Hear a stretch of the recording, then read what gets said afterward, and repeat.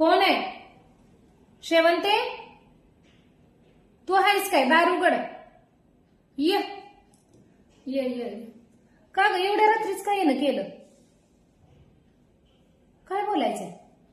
होय अगं बाई, गीताचं लग्न करायचंय म्हणजे कुठलं स्थळ आलंय? होय शेतकऱ्याचं. नको म्हणतेस? मग कसलं म्हणतेस द्यायचं? मोठ्या घरी?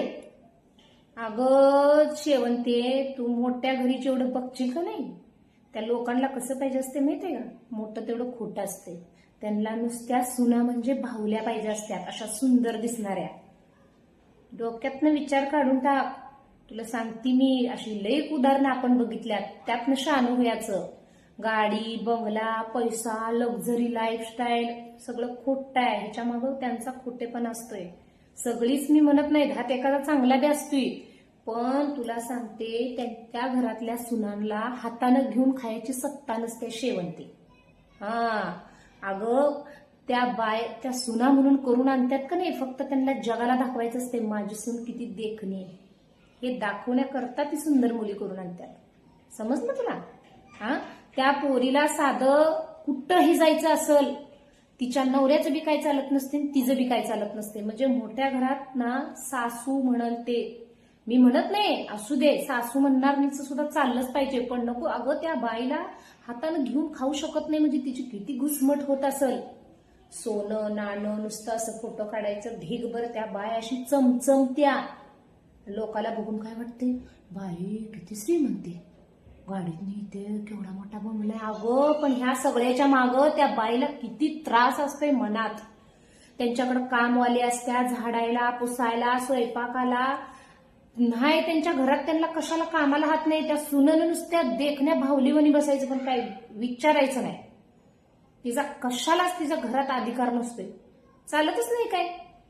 तुला सांगत्या शेतकऱ्याचं स्थळ आलंय शेवंते, गप गुमानं विचार कर.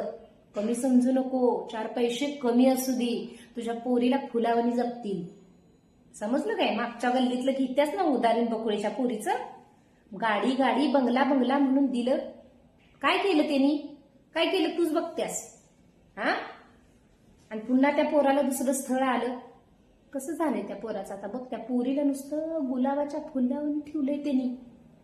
मग अगं तू जाऊ नकोस. तुला काय वाटतंय माझी मुलगी 1 नंबर ऐश्वर्या रायवणी दिसते आणि मी का शेतकऱ्याला देऊ? ही डोक्यातनं विचार काढून टाक. माझी मुलगी सुंदर आणि तिला 1 नंबर स्थळ. आजकाल 1 नंबर स्थळात तर खोट आहे सगळी. तशी लोक पाहिजेत ग समोरची. तुझे 4 पैसे कमी बघून दे पुरीला, पण त्या पुरीला मिळणारा नवरा चांगला पाहिजे. भला शेतकरी असू दे. पुरगी म्हणली पाहिजे मी सुखी आहे, मला 2 पैसे माझ्याकडे कमी असू दे पण आनंदात आहे. काय करतीस मोठ्यांकडे देऊन? तुला ये जायला जागा राहायच नाही पुन्हा.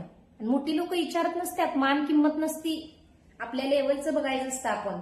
आपल्यापेक्षा 4 हात लांब बघितलं की नाही, मग ती 4 हात आपल्याला तशीच ठेवतात लांबच. समजलं काय? लय डोक्याला टेन्शन घेऊ नको. आपलं चांगलं बघ. इथंच आपल्या बघण्यातलं पोरग असावं. काय करतीस एवढं हे करून? आजकाल लय बेकार परिस्थिती झाल्या. मोठ्या लोकांना नुसत्या भावल्या, अशा शोच्या भावल्या सुना म्हणजे त्यांच्या विचार नाही. म्हणून सांगत्या, आपण किती उदाहरणं बघितली. मुलींची घुसमट होत्या आतनं, काय बोलू शकत नाही त्या. पुन्हा एकदा झाल्यावर काय करतीस ग? म्हणून आपल्या डोळ्यात एकतला हाय. शेतकऱ्याचं असलं तरी ती माणसंच आहेत की. शेतकरी पिकवतोय म्हणून खात्यात. पोरगी फुलावणी झुकतील, देखणी सून मिळाली म्हणून. त्या लोकांना देखण्या सुनाची किंमत असत्या, मोठ्या लोकांनी नसत्या. कळलं का शेवंते? बकुळी बघ कशी रडते आता.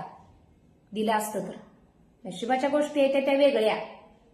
म्हणून सांगत्या विचार कर. लय टेन्शन घेऊ नको. चालते जा मग झोप आता. लय उशीर झालाय.